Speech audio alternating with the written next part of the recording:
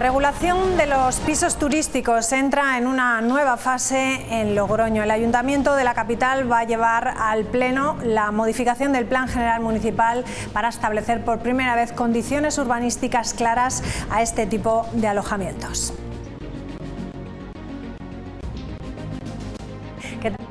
Es un paso más para tratar de ordenar la proliferación de alojamientos turísticos tras la moratoria de licencias aprobadas el pasado mes de noviembre de 2025. Entre las principales novedades, vamos a aclararlas aquí en la pantalla, encontramos estas. El Ayuntamiento da un giro importante al modelo. A partir de ahora será obligatoria una licencia municipal para abrir un piso turístico, lo que va a permitir un mayor control sobre este tipo de alojamientos. Es decir, no hace falta solo la comunicación, sino que se tendrá que pedir una licencia obligatoria. Además, se limita claramente dónde podrán ubicarse. Principalmente será en edificios completos, en bajos con acceso independiente o también en determinados primeros pisos que cumplan condiciones específicas, reduciendo así su presencia en lo que son las residencias, los edificios residenciales tradicionales. Otra de las claves es la creación de las llamadas zonas saturadas. El Ayuntamiento podrá declararlas de forma ágil en función de criterios objetivos y en esas áreas no se van a conceder nuevas licencias mientras exista una alta concentración de alojamientos turísticos. En este sentido, además, el casco antiguo será la primera zona, ya lo han anunciado, en la que se va a aplicar esta medida una vez se apruebe la normativa. Todo con un objetivo claro, que es ordenar el crecimiento del turismo en la ciudad, evitar la saturación y garantizar el equilibrio entre lo que es la actividad turística, la convivencia vecinal y el acceso a la vivienda.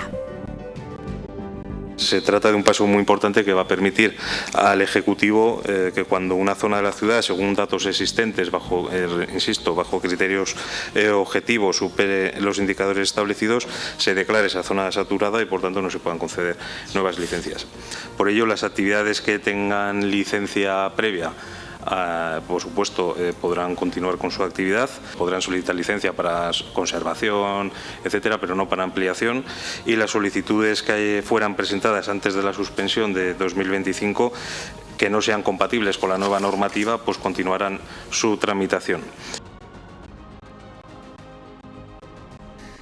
Pues habrá que verlo porque, claro, la mayoría, es lo que te digo, son pequeños propietarios que tienen una vivienda turística, que la gestionan ellos, pero bueno, si lo han implantado en la normativa, pues habrá que hacerlo. Pues nosotros lo que siempre hemos dicho, a ver si lo supera y creemos que puede provocar un perjuicio para la ciudad, pues bueno, vamos a limitar esas zonas.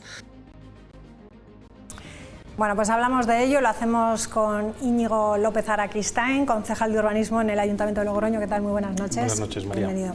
Bueno, escuchábamos a Susana Díaz, decía que bueno, habrá que ver qué es lo que se pide exactamente, cuál es el cambio real que hay con esta modificación. Sí, yo entiendo que ahora, pues bueno, siempre que se actualiza una normativa, pues surgen dudas y preguntas y lo iremos viendo a medida que se vaya, a partir de que se apruebe la nueva ordenanza, la nueva normativa. Pero fundamentalmente se han tratado tres aspectos. En primer lugar, es actualizar las normas urbanísticas a la realidad del Reglamento de Turismo del Gobierno de La Rioja, dado que el reglamento o la normativa, las normas urbanísticas del Ayuntamiento estaban desactualizadas y entonces ya aparecían cosas como casa de huéspedes y cosas que ya realmente no existen y entonces había que actualizar la nomenclatura a la realidad.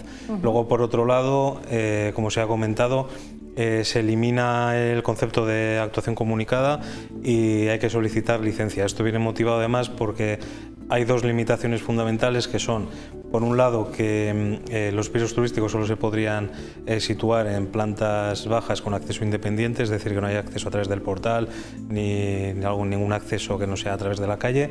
Y luego, por otro lado, en primeros, siempre y cuando, entre suelos y primeros, siempre y cuando no haya posibilidad de vivienda en esos entresuelos y primeros, que se dan casos. En las normas urbanísticas de Logroño no se permiten viviendas en entresuelos y luego hay determinadas algunas zonas como cascajos, piqueras, etcétera, que está limitado el número de viviendas y que por lo tanto, lo habrán visto muchos logroñeses, hay determinados edificios donde los primeros siempre son oficinas, pero es verdad que en muchos casos están vacías, entonces en esos casos también se permitiría en esos primeros bajo esa condición. Entonces a partir de ahí, claro, ya se convierte en un cambio de uso, entonces viene implícito que es obligatorio el cambio a través de una licencia de cambio de uso, por lo tanto ya no es una... Es lo que más miedo da, ¿no? O por lo menos más incertidumbre a estos propietarios de pisos. Por desconocer, ¿no? Bueno, hay que aclarar que, por supuesto, por principio de seguridad jurídica, las normas no pueden ser retroactivas y, por lo tanto, quien ya tiene una autorización, una licencia, no cambia. Sería a partir de la aprobación de esta modificación cuando a partir de ahora habría que solicitar la licencia, pero no afecta a las licencias anteriores. Sí, y luego te iba a decir que el tercer punto clave en este caso, que es la posibilidad de declaración de zonas saturadas. Vamos por partes. De esta forma, con esta regulación nueva, ¿no?, de la modificación del plan general, ¿sería el paso definitivo ya para regular definitivamente los alojamientos turísticos tras esa moratoria que se otorgó en 2025? Pues pensamos que es un paso importante. A ver, el Ayuntamiento de Logroño, mi concejalía y también técnicos del área formamos parte de la mesa de trabajo de la Comisión de Urbanismo de la Federación Española de Municipios.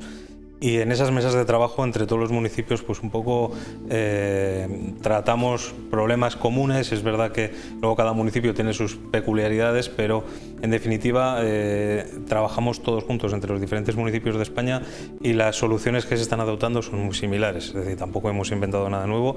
Esta misma normativa muy similar se está aprobando ahora mismo en Málaga, en Valencia, en Barcelona, en Donosti, por lo tanto, bueno, no es nada que hayamos innovado, ¿no? Y que pensamos que sí que da respuesta a la problemática actual.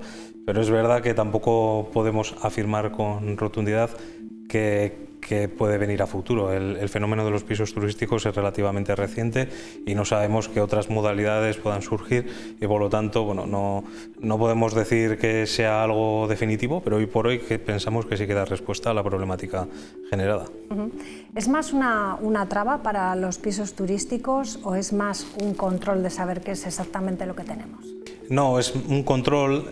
Ya hubo una pequeña modificación en el año 2021 porque los pisos turísticos pues fue una cosa que explotó y que no se conocía y que no estaba bien regulado. Entonces, a partir de ahí, las diferentes administraciones, no solo los ayuntamientos, sino también las comunidades autónomas y el propio Estado, el Gobierno central, pues hemos ido un poco a caballo de este fenómeno que se ha ido generando y en los últimos tiempos pues se ha modificado la ley de propiedad horizontal, ha salido pues nuevas regulaciones dentro de normas autonómicas y bueno, y también nos tocaba a los ayuntamientos desde el punto de vista urbanístico tomar estas medidas, pero en los últimos concretamente 3-4 años pues ha habido desde las diferentes administraciones pues una respuesta que es verdad que ha sido un poco a salto de mata, porque es un fenómeno que nos hemos encontrado las administraciones que ha explotado. ¿Se sabe exactamente cuántos pisos turísticos hay en la ciudad de Logroño? ¿Se tiene ya un control exacto más o menos? Sí, esto además está publicado en el INE, legales, es verdad que puede haber ilegales, que esa es otra batalla, pero aproximadamente son unos 860, de los cuales 250, 260 están en el centro histórico, en el casco antiguo. ¿Cuál es la idea para la ciudad de Logroño? ¿Qué es lo que se pretende buscar? ¿Edificios que sean completos de pisos turísticos? ¿Qué interesaría más al ayuntamiento? Bueno, de lo que interesa es que el casco antiguo tenga un equilibrio, que no se pierda el barrio, porque además pensamos que desde el punto de vista turístico también es importante que el casco antiguo tenga su propia identidad como barrio, que viva gente. No queremos un casco antiguo que sea un parque temático y por lo tanto a partir de ahí pues hay que buscar ese equilibrio que buscamos a través de esta nueva normativa en la que bueno, puedan convivir el dinamismo turístico que pueda tener Logroño, que es verdad que lo tiene, con que el casco antiguo pues sea un lugar habitable y cómodo y que la gente quiera vivir. Entonces lo que busca fundamentalmente es eso, ¿no? Que a causa del fenómeno de los pisos turísticos el casco antiguo pierda esa esencia y pierda vecinos. Esto se puede trasladar a otros barrios. Ahora estamos hablando del casco antiguo porque es donde hay una alta concentración de pisos turísticos. Pero es más sobre eso que hablábamos fuera de cámaras, que sobre el problema real de la vivienda que existe, pero que no se puede simplificar con que sea solo por los pisos turísticos, porque no es así. En Logroño hay actualmente alrededor de 80.000 viviendas, de las cuales con censadas o empadronadas hay 65.000, y de esas 15.000 supuestamente vacías, realmente vacías, donde no haya nadie, y esto está calculado a través del INE, y también el Banco de España hace sus cálculos en base a los datos que hay de consumo eléctrico, etcétera. Realmente vacías hay alrededor de 4.000, y pisos turísticos te acabo de decir que son 860. Entonces, sobre el parque de viviendas, el 1% de las viviendas, pues es mucho simplificar decir que el problema de la vivienda es por el auge de los pisos turísticos. Es un factor más, pero el problema de la vivienda tiene muchos más aspectos, y por lo tanto este es uno, pero va más enfocado a buscar un equilibrio que conviva el turismo con la vida de barrio, y evitar pues lo que llamamos la gentrificación, que la gente tenga que salir del barrio por un descontrol en cuanto al turismo. Pero por supuesto no está en contra del turismo, y de hecho, como he comentado, pensamos que el casco antiguo mantenga esa esencia, también es bueno para el turismo. Sí, porque estamos hablando que la gente a lo mejor se puede llegar a confundir las zonas saturadas, que es lo que se va a hacer aquí en Logroño, en la zona del casco antiguo, con las zonas tensionadas. No tiene nada que ver. No, nada que ver. No, las zonas tensionadas es una posibilidad que está dentro de la normativa nacional, de declarar zonas tensionadas en la que se limita el precio del alquiler. Este equipo de gobierno considera que no es útil. De hecho, donde se ha aplicado no ha funcionado. Se ha aplicado en Cataluña, en Barcelona, y los datos que han tenido no han sido positivos. No ha bajado el precio de la vivienda ni ha aumentado la oferta, y por lo tanto consideramos que no es solución, y que la solución tiene otras vías que no son objeto ahora de hoy, pero consideramos que eso no es la solución. Pero no tiene nada que ver con las zonas saturadas, que solo aplica al caso de los pisos turísticos. Estamos hablando de alojamientos turísticos que se van a autorizar en edificios completos. No sé cuántos proyectos hay ahora mismo en Logroño que tengan esa intención de que haya edificios completos. Pues ahora no te sé decir el dato. Con la suspensión de noviembre del 25 se quedaron en suspensión alrededor de 15, pero no todos eran pisos completos. No sé ahora mismo cuántos hay de intención, pero bueno, los hay. Hay que decir también que en el centro histórico hay determinados solares o determinados edificios que quizás se han regenerado gracias a una actividad de este tipo. Es decir, que no es mucho simplificar también decir que todo es negativo. También cosas positivas dentro de este fenómeno, como es la regeneración de parcelas y de edificios, y también el dinamismo turístico. Es decir, que todo tiene sus puntos buenos y puntos malos, y ese es el motivo por el que se busca pues una normativa que compatibilice ese equilibrio en el que no todo es blanco o negro. Las dos cosas tienen sus cosas positivas y negativas. Bueno, las cosas positivas también, el que no convivan con los edificios residenciales, ¿no? Que decimos que es a veces cuando existen esos problemas, ¿no? Ahí es donde más de convivencia, ¿no? Donde más conflicto hay. Bueno, esto va a ser en el próximo pleno, que va a ser la próxima semana. El día 9. El día 9 de... Pero hay que matizar. Sí. Es la aprobación inicial, que luego tendrá una fase de exposición pública de un mes y tendrá que llegar a su aprobación definitiva, otra vez a pleno. Es cierto que se incluye una disposición transitoria, se explicó también en la rueda de prensa, en la que aquellas licencias que quedaron suspendidas antes de la aprobación de la moratoria de noviembre, pues por un principio de proporcionalidad, seguridad jurídica y retroactividad, y que está garantizado por la Constitución y por el régimen jurídico local, evidentemente estaban suspendidas, no denegadas, y se añade una disposición transitoria para que continúen su tramitación. Las que estaban suspendidas, que habían sido solicitadas y tramitadas antes de la suspensión de noviembre. A partir de ahí se aprueba inicialmente la modificación puntual, lleva implícita una suspensión para las nuevas licencias y tendrá que trasladarse hasta su aprobación definitiva una vez pasado la exposición pública. Hablábamos también de locales, ¿no? de plantas bajas que pueden ser utilizados como pisos turísticos. No sé exactamente qué es lo que tienen que tener esos locales para poder ser habitacionales. Sí, eso desde hace tiempo está permitido, y de hecho existen, no solo turísticos, también existen viviendas en locales. Es verdad que no es del todo sencillo porque tienen que cumplir la normativa de habitabilidad. La normativa de habitabilidad exige que las zonas habitables, salón, cocina, habitación, tengan ventilación e iluminación del exterior, una serie de condicionantes en cuanto a altura, superficies, etcétera, que es difícil que los locales lo cumplan, pero hay algunos que lo cumplen. Y hay locales que se han convertido en vivienda habitual y también en vivienda turística. Pero tienen que cumplir fundamentalmente las condiciones de habitabilidad. ¿Cuál va a ser un poco el límite, o podríamos decir, dónde está el límite entre fomentar el turismo en la ciudad, ¿no?, y esa sostenibilidad? ¿Cuál va a ser un poco, no sé, cuántos pisos se van a poder tener en el casco antiguo?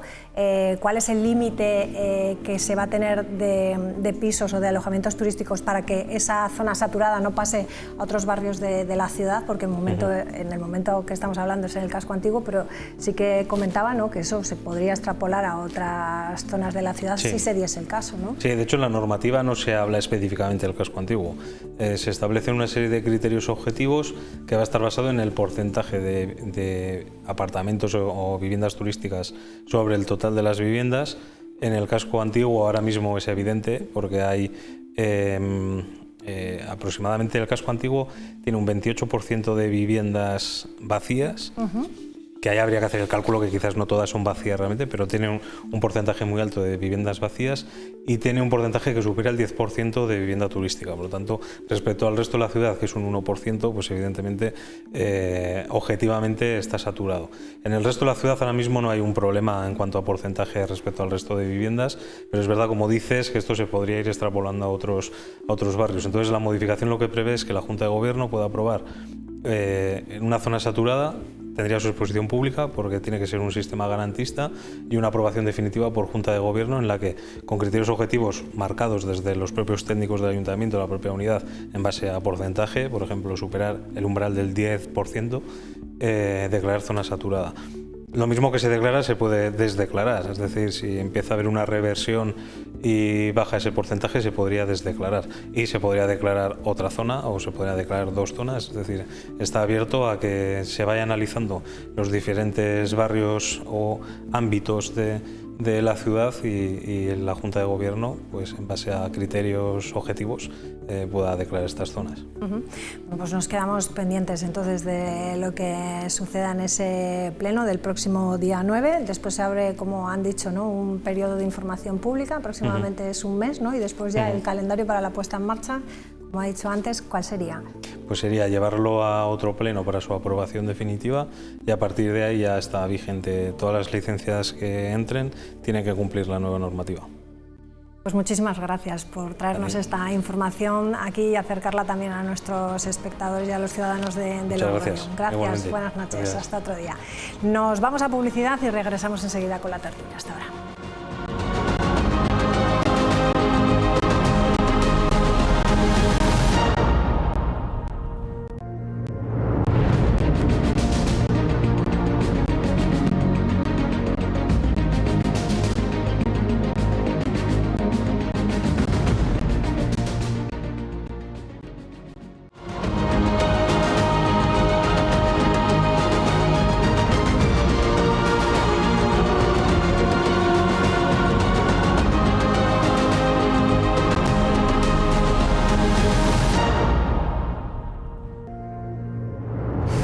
Bueno, pues ya estamos de vuelta, vamos a comenzar ya la tertulia de esta noche aquí en Punto de Encuentro, de este lunes ya prefestivo de la Semana Santa, en plenas fiestas de Semana Santa. Vamos a dar la bienvenida a quienes nos acompañan esta noche. Está con nosotros Marco Lain, ¿qué tal? Muy buenas noches, bienvenido. Buenas noches, María. Está también con nosotros Luis Fernández, ¿cómo estás? Hola, buenas. Buenas noches. Y Diego Mendiola, ¿cómo estás? Muy buenas noches. Buenas noches. Bueno, acabamos de entrevistar al concejal de urbanismo del Ayuntamiento de Logroño, hablando de esa modificación del Plan General Municipal para controlar y regular lo que son los alojamientos turísticos. El Ayuntamiento da un paso más así para regular los alojamientos turísticos, los pisos turísticos, y plantea exigir ahora una licencia de actividad, además de poder limitar su crecimiento en zonas saturadas, como van a ser declaradas el casco antiguo. Unas medidas que buscan, lo hemos escuchado, equilibrar el turismo y la convivencia, pero que ha sorprendido al sector, que asegura no haber sido informado pese a reunirse el pasado jueves con el consistorio, aunque aquí el concejal ha dicho que sí fueron informados. El Ayuntamiento de Logroño planteaba el pasado viernes un cambio en el Plan General Municipal para regular los pisos turísticos y reforzar el control sobre su actividad. Por lo tanto, había que buscar un equilibrio entre estos dos principios. Garantizar una convivencia, pero por otra parte también garantizar, como decimos, esa dinamización económica a través del turismo. Entre las principales medidas dejará de ser suficiente la licencia comunicada. A partir de ahora será necesaria una licencia de actividad para poder operar. Como cuando se solicita para cualquier otro tipo de actividad. Se es mucho más estricto a la hora de que tiene que cumplir toda la normativa de habitabilidad, de seguridad, etcétera, como una licencia de actividad. Entonces, un anuncio que ha sorprendido al sector, que aseguran no haber recibido la información sobre la licencia de actividad en su última reunión con el Ayuntamiento. De la licencia no nos comunicaron nada de que había que solicitar licencia de actividad. Pues habrá que verlo porque, claro, la mayoría, es lo que te digo, son pequeños propietarios que tienen una vivienda turística, que la gestionan ellos, pero bueno, si lo han implantado en la normativa, pues habrá que hacerlo. Y además podrán declararse zonas saturadas. El casco antiguo es una de las zonas clave que podría verse afectada por estas limitaciones. Pues nosotros lo que siempre hemos dicho, a ver si lo supera y creemos que puede provocar un perjuicio para la ciudad, pues bueno, vamos a limitar esas zonas. Lo que no estamos de acuerdo es que esa misma normativa sea para todo Logroño, dar más facilidades y que un turista tenga una calidad de estancia. Bueno, ¿qué os parece, en primer lugar, que lleguen a hacerse este cambio en el plan general? ¿Es una medida que se debía haber tomado a lo mejor hace tiempo, Diego? Yo recuerdo en la legislatura 2015-2019 ya hubo iniciativas por parte de compañeros que estaban en el grupo municipal de Cambia Logroño, y me puedo imaginar cuál era la opinión del señor López Araquistain, que era un hombre muy prolífico en redes sociales. El intervencionismo, lo que vienen los comunistas, que quieren intervenir el mercado, y solamente lo que se estaba señalando era la realidad a la que hemos llegado pues prácticamente una década después. La falta de una normativa clara, de unos requerimientos, de unas limitaciones, lo que provoca es un efecto indeseado. ¿Y cómo será la situación para que los adalides de la autorregulación del mercado crean necesario ponerse a intervenir? Porque es una obviedad. El mercado no se regula solo y claro, ahora viene esta señora que representa a personas que tienen unos intereses y que dicen, ahora a mitad del partido me han cambiado las normas.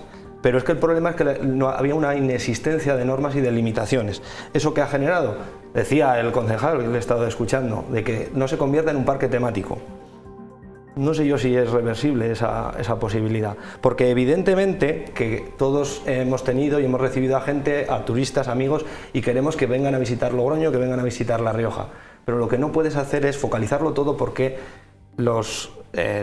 por la extensión del barrio, por las características, por los servicios que hay, generan problemas a residentes y generan problemas a la ciudad. Hay que limitarlo. Ahora dicen que declarando zona saturada, digamos que se topa.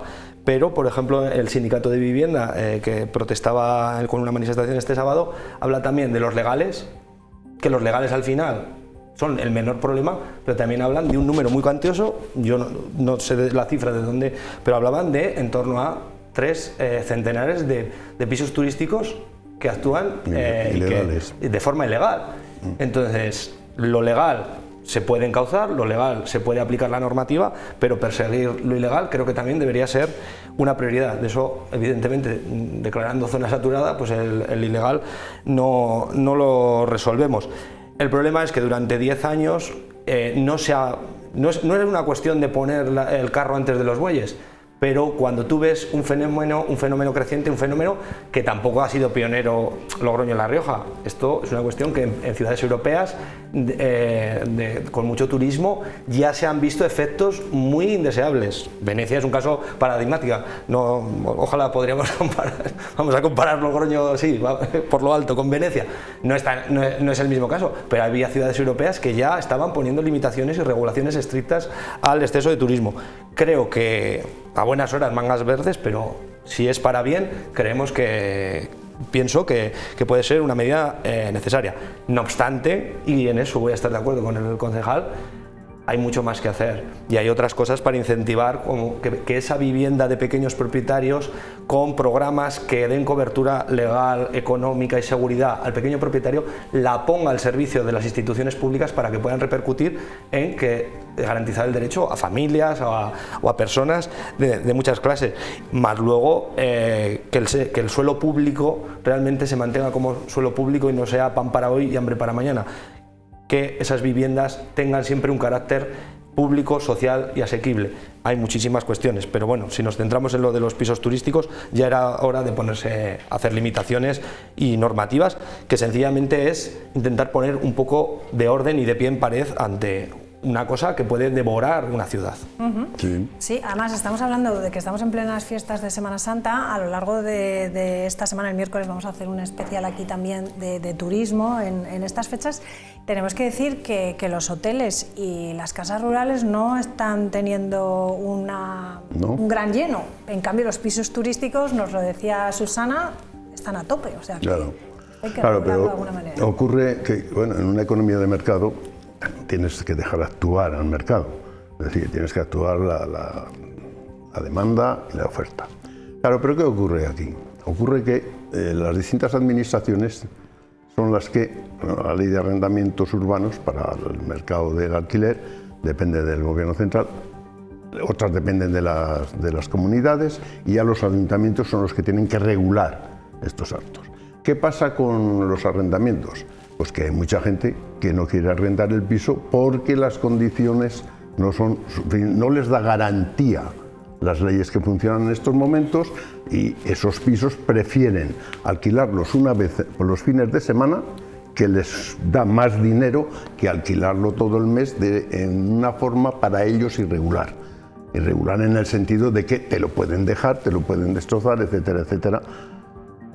Con lo cual, ¿qué es lo que ocurre? Pues ocurre que tenemos que tener una regulación evidente. Evidente, los ayuntamientos tienen que controlar este tema, pero más como decía Diego, hay que implantarse en esa gente que los tiene ilegalmente. Es decir, que cobra ese dinero no va aparte a las arcas del Estado, que es donde tiene que ir. ¿Qué tienen que hacer con eso? Pues darles la titularidad de actividad económica, con una licencia de actividad económica y una tributación especial para ellos, con lo cual, pues bueno, ya las tienen. No digo yo tampoco que vamos a ser pues como ciudades como Valencia, todas estas que sí, que ahí fructifican y suelen ser generalmente en bloques enteros, porque tienen abajo su entrada o tienen una persona que es la que los controla, que esto va muy bien, pero claro, un pisito en cada sitio, bueno, los vecinos si quieren en estos momentos, los vecinos si quieren un 60% lo pueden echar atrás, Entonces, bueno, y además ahora tenemos una moratoria que no se concede licencias. Por eso ahora no se va a conceder licencias y demás. Pero generalmente estos pisos vienen muy bien en sitios donde sea un bloque, mayor o menor, y con una persona que los atienda, no con estos candados, por cualquier día y demás. O sea, ¿te gusta más el modelo de bloque? El modelo de bloque. Si a mí un hotel, sí, ¿no? a mí sí, pero claro, cuando es posible. A ver, yo creo que no es la primera medida que hace el Ayuntamiento de Logroño, ha habido alguna y se sigue avanzando, ¿no? A medida que se va desarrollando el mercado, pues lógicamente se tiene que ir regulando para que, bueno, pues no haya abusos. Aquí hay una cosa clara y es que cualquier persona en España que realice una actividad económica, es decir, que saque unos rendimientos, tiene que declarar una actividad. Esto es algo que, desde mi entender, no sé por qué no se había hecho antes, ¿no? El hecho de que si hay alguien que está sacando un rendimiento que ha convertido en negocio algo tan esencial como es una vivienda, que recordemos que una vivienda pues, es algo, desde mi punto de vista, con lo que no me gusta que se especule, porque es un derecho fundamental y básico, pero en cualquier caso, si alguien en su pleno derecho de hacer una actividad económica y de sacar un rendimiento, pues obviamente, como cualquier otro tipo de actividad económica, debe declararse, debe tributarse y debe tener una normativa que lo regule. Por tanto, ahí creo que el ayuntamiento acierta en que se tenga que declarar la actividad de ese tipo de rendimientos, ¿no? Por el otro lado, en cuanto a otro tipo de normativas, pues hombre, hay que entender que en el momento en el que a una familia, como bien decía Luis, le sale más rentable alquilar a corta estancia o a pequeñas temporalidades específicas más que a larga estancia, pues al final es que el sistema está roto, ¿no?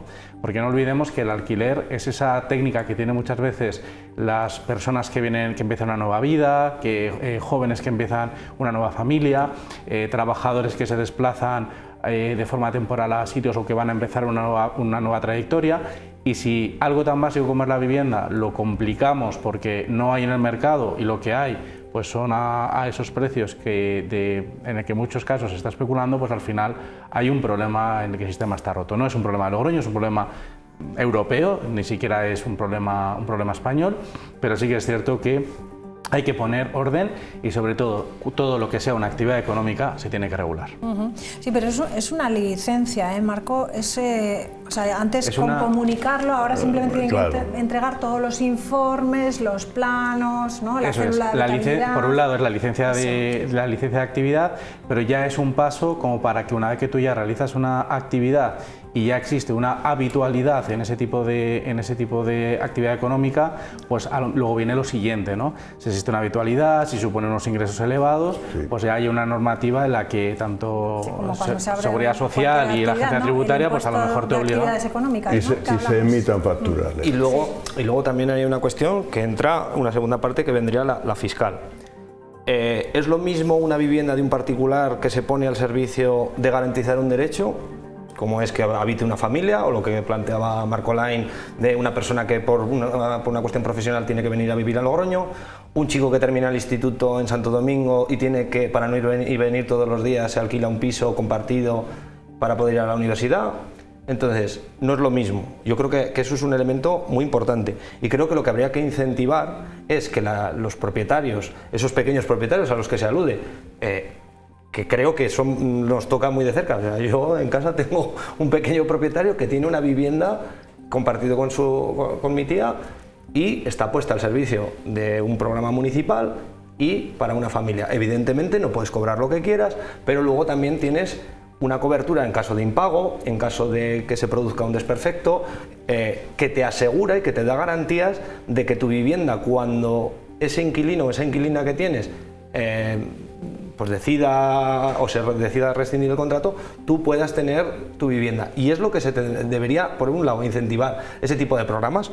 El pionero fue el Bizigune en el País Vasco y se ha ido copiando en mayor o menor medida, más en menor medida que en mayor medida en otras comunidades autónomas, como el Alquilamoste también funciona bastante bien en Asturias. Y eso es lo que habría que incentivar. Y luego ver que una cosa garantiza un derecho. Vamos a ver si se premia, a quién se premia fiscalmente, si la persona que pone su vivienda particular para garantizar un derecho, o quien decide hacer una actividad económica mucho más lucrativa. Bien, pero yo entiendo que tiene que haber unas diferencias importantes en el tratamiento fiscal de una vivienda y de la otra, siendo ambos pequeños propietarios y todo lo que queramos decir. Pero yo creo que el objeto, la finalidad, creo que también es muy importante. Sí, pero Diego, es más amplio el tema. Es decir, hay en estos momentos una gran demanda de vivienda, sobre todo por parte de jóvenes, ya lo has dicho, por parte de los jóvenes, tanto para alquiler como para compra. Y no hay oferta. ¿Por qué? Porque no se han hecho viviendas, lo sabemos todos. Se han prometido millones, pero no se ha hecho ninguna. No le va a echar la culpa al Estado central, le va a echar la culpa a todos, porque todos tienen que colaborar. Unos tienen que dar el suelo, otros mejoras, pues esas mejoras tienen que venir de ahí. Es decir, el problema es no ya que pongan techo al alquiler y demás, porque eso no funciona, en una economía de mercado no funciona. eso a la larga es no negativo. Funciona como elemento mágico, Claro. Decir, declaro la zona tensionada y no hago nada más, no funciona. Yo estoy diciendo que hay que hacer otro montón de pero aspectos. el problema es hacer viviendas, que es lo que se tenía que haber hecho hacer en estos años. que tengan el carácter público permanente. Accesibles. Porque si no, esas viviendas que se destinan unos recursos, que es suelo público, que es el recurso más preciado que tiene un ayuntamiento, resulta que durante ¿cuántos? ¿10 años? ¿15? ¿20? Y hay algunas veces que desde el primer momento pasa automáticamente del carácter público al mercado privado eso es lo que especulativo. Eso es lo que hay que hacer, eso es lo que hay que regular. Y en eso se tendría que intervenir. Y ahí está, pero coincido contigo, hay responsabilidad de todas las administraciones. Yo no los ayuntamientos, en los años 80 y 90, la mayoría de las viviendas que se hacían tenían la placa de protección oficial. Donde yo vivo hay una placa de los años 80 con el antiguo logotipo del gobierno de La Rioja. ¿Por qué los ayuntamientos no se trabaja en esa dirección? ¿Somos menos capaces ahora que en los años 80 o en los años 90? Yo pienso que no. Creo que detrás hay también mucho interés y mucho miedo a, que las empresas constructoras evidentemente tienen que mirar por el negocio, pero el responsable político lo que tiene que mirar es por garantizar el derecho de las personas a tener una vivienda, y las empresas constructoras tendrán que trabajar y buscarse la vida para sacar el máximo beneficio. Pero los responsables políticos a nivel municipal, autonómico y estatal deberían garantizar el derecho. Pero date cuenta, digo, yo llevo un tiempo, ya es un minuto, yo llevo un tiempo detrás de que hace poco anunciaron desde el gobierno que quedaban por ahí libres muchos cuarteles, muchos sitios hasta que ahora están libres, viviendas oficiales que antes tenían los militares, etcétera, etcétera, un montón de ellas, y que se iban a transformar en viviendas sociales. Pues no han hecho ninguna. Pero el Estado, pero realmente, ¿quién es el que tiene, digamos, el conocimiento y las atribuciones para saber cuánta vivienda hace falta en un determinado municipio o en un determinado territorio? Por eso te he dicho que es un control de las tres. Porque no puedes descalificar unos hangares. Pero esos hangares son del Estado, ¿eh? Claro, sí, pero puedes descalificar, recalificar esos terrenos y destinarlos unos hangares militares para vivienda, pero la gente te va a decir, pero si esos hangares, ¿en qué sitio están? No, algunas están en el centro de Logroño, por ejemplo, ¿eh? Pues están muy en el centro, ¿eh? Que os habéis desviado bastante del tema. Es que es un tema amplísimo e interesante. Al final acabas hablando de la necesidad de vivienda, ¿no? Que lo hemos enfocado es más. Necesario. Venga, vamos con otro tema. La Iglesia y el Gobierno han firmado esta mañana un protocolo para indemnizar a las víctimas de pederastia sin incluir baremos ni cantidades económicas. El acuerdo desarrolla el pacto suscrito ya el pasado 8 de enero y crea así un mecanismo conjunto para atender a los afectados que podrán presentar sus solicitudes a partir del 15 de abril. Cuéntanos, Rafa. ¿Qué tal, María? Un acuerdo histórico y pionero, ha dicho el ministro Bolaños, entre el Estado y la Conferencia Episcopal para una reparación integral de las víctimas de abusos en la Iglesia. Hechos que en la mayoría ya habrían prescrito judicialmente. Ese procedimiento se canalizará a través del Defensor del Pueblo, que será quien decida la indemnización en cada caso, y su financiación correrá a cargo de la Iglesia. El protocolo no establece baremos fijos económicos y, como decíamos, será estudiado caso por caso la cuantía de esa indemnización. Las víctimas podrán empezar a presentar sus solicitudes a partir del próximo 15 de abril. El informe del Defensor del Pueblo, emitido en su día hace un par de años, registraba 11 casos en nuestra comunidad, en La Rioja.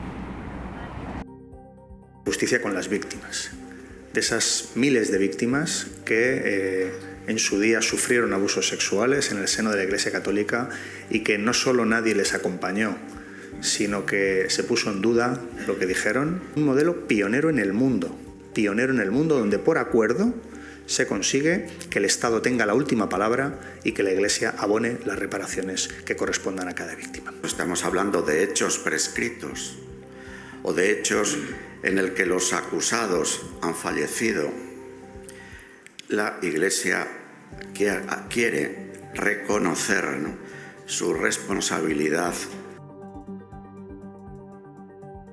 Bueno, pues es una buena noticia. No sé yo qué realmente necesitan las víctimas, y dinero, reconocimiento, justicia. ¿Qué os parece, Marco Lain? Bueno, siempre es de justicia, ¿no?, que todo delito, y especialmente en temas tan vulnerables como pues, el caso de abusos sexuales, especialmente en menores, pues obviamente siempre es positivo que haya unidad en tratar de, por un lado, de apoyar a las víctimas y por el otro lado también de combatir eso, ¿no?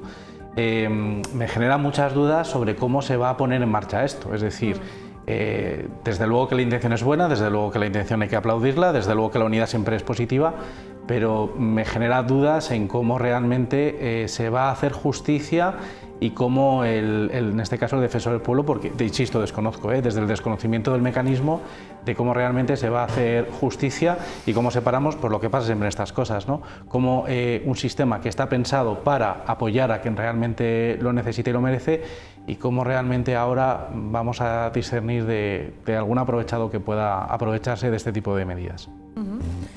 ¿Te llama también la atención que sea el defensor del pueblo quien determine, por ejemplo, esas indemnizaciones?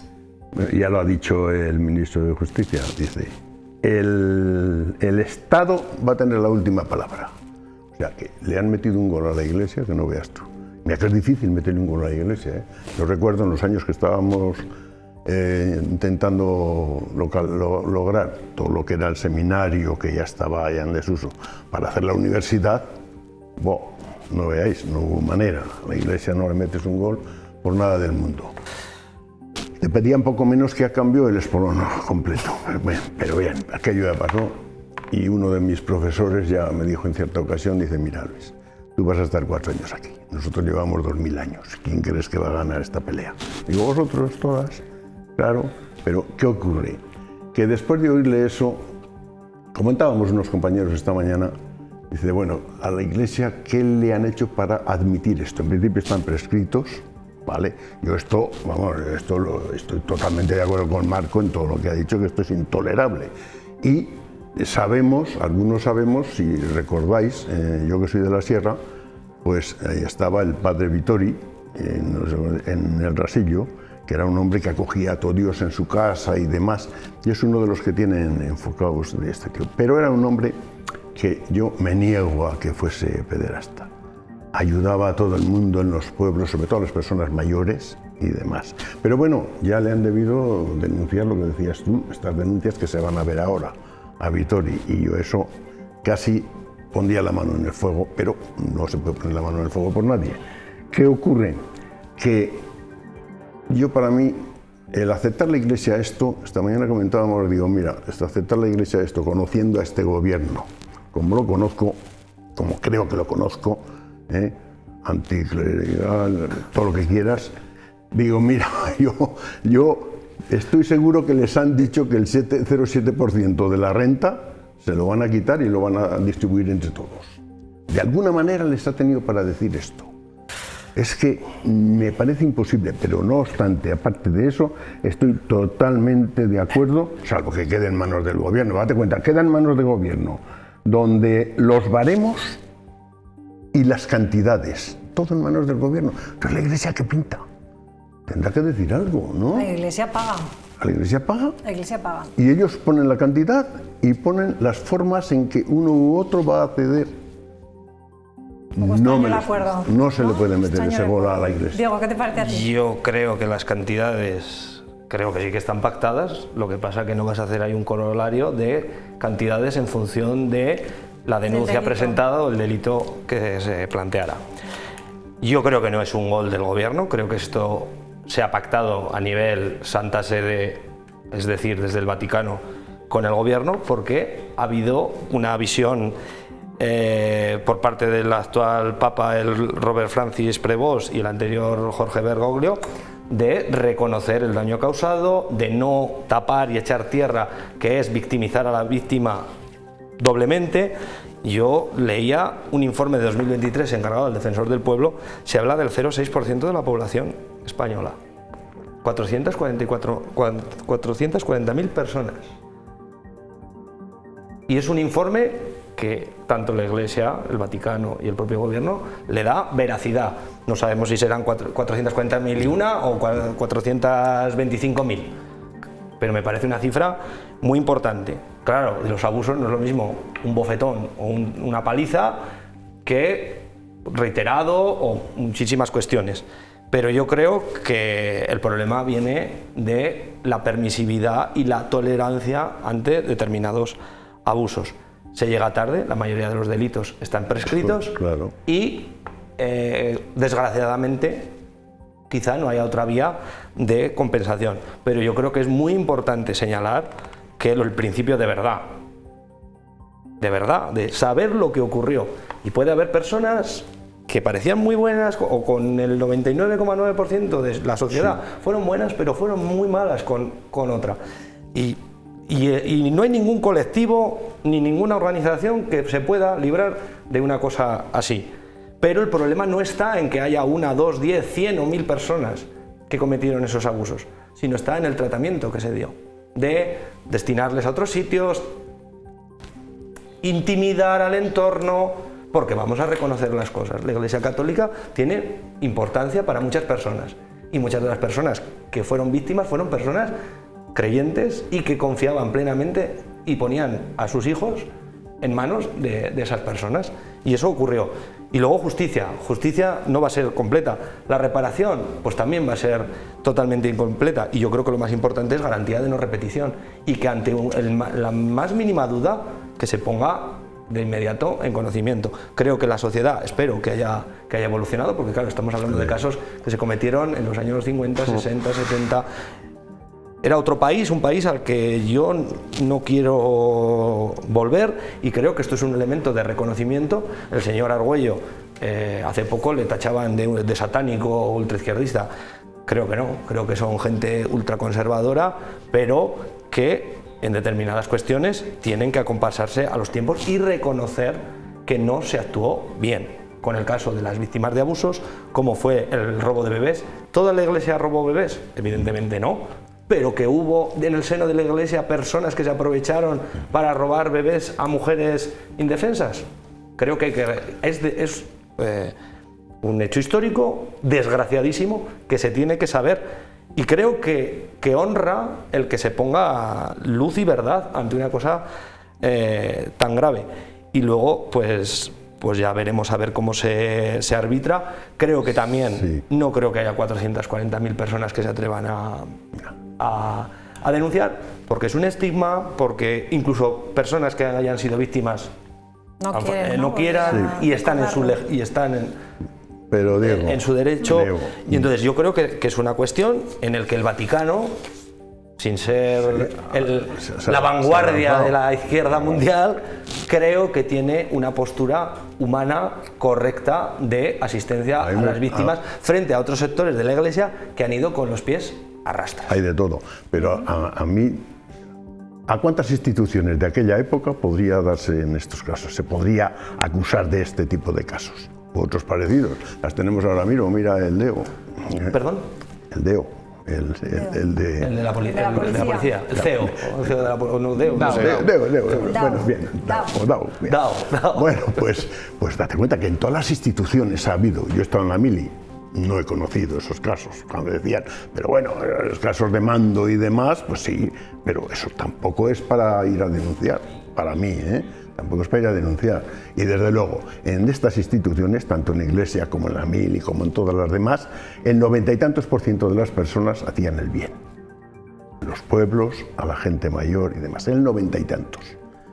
Hay un 10, no sé cuál, no sé el porcentaje, pero es menor de estos que efectivamente, que es cierto porque está declarado así.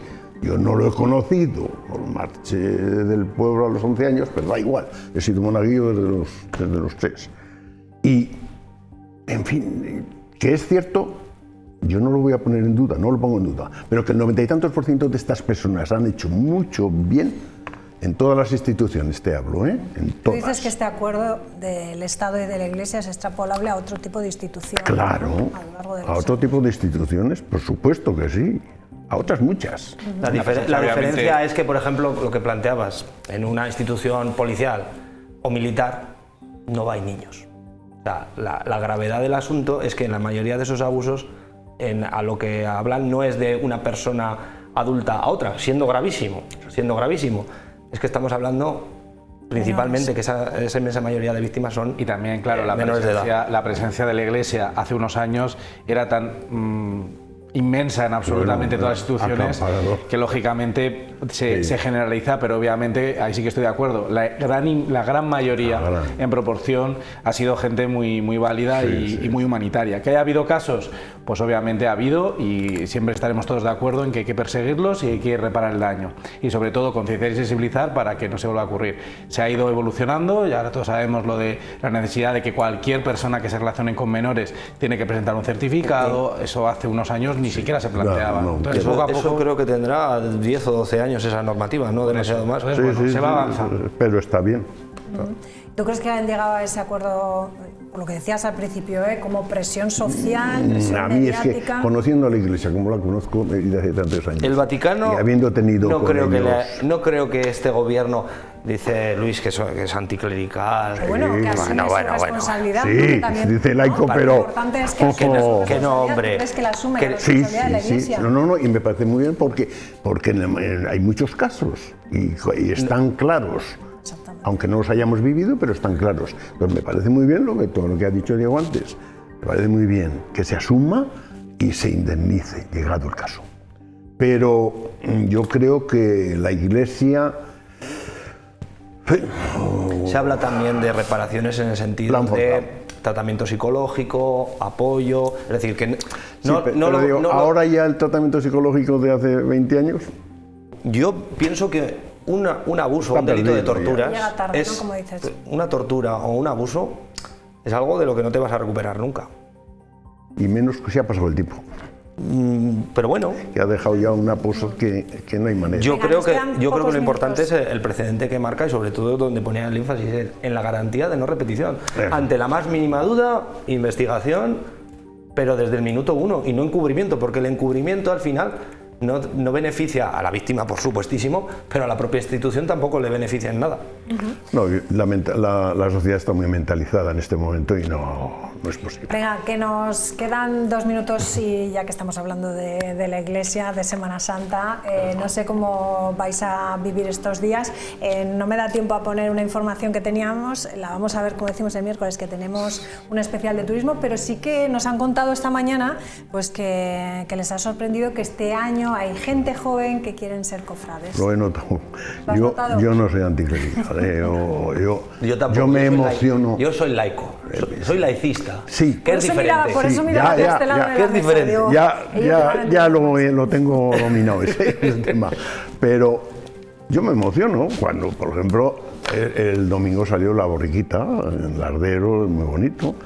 El miércoles va a ser el encuentro. Sale Jesús de Santiago, es precioso, hay gente que está allá y ves a gente emocionada y a la Dolorosa que sale se juntan, antes se juntaban en el Palacio, sale de la Redonda y se juntan los dos. Pues es una cosa, claro, es una tradición que tenemos que conservar de todas. Pero, y el domingo de Pasión, el viernes la del Santo Entierro. No pierdes ni una, ¿no? No, y yo cuando estábamos en la mili, los militares de aquí, artillería, hacíamos guardia a todo el entierro. Venga, a toda yo pienso que todo el mundo tiene derecho a manifestarse. Venga, que nos vamos. Batalla de la Fe es lógicamente sensación de escultura, sensación de pertenencia, participación ciudadana. Qué bonito es que la gente se implique con las tradiciones y la cultura de su ciudad. Sí. Bueno, y es precioso, aunque no te guste, pero la procesión del encuentro es espectacular. Quiero decir, yo no tengo esas creencias, pero puedo entender que haya mucha gente que tiene un interés. Yo estoy deseando ver a la Montero en Sevilla. La Semana Santa de Montero en Sevilla va a ser de ¿Qué dices que no se va a perder ni una? No se va a perder pues ni por una. eso te digo yo que el gobierno... Y con mantilla. El gobierno es muy anticlerical. Sí. No es. La vamos a ver entonces, a María Jesús Montero. El PSOE son la mayoría de mis quiero verla.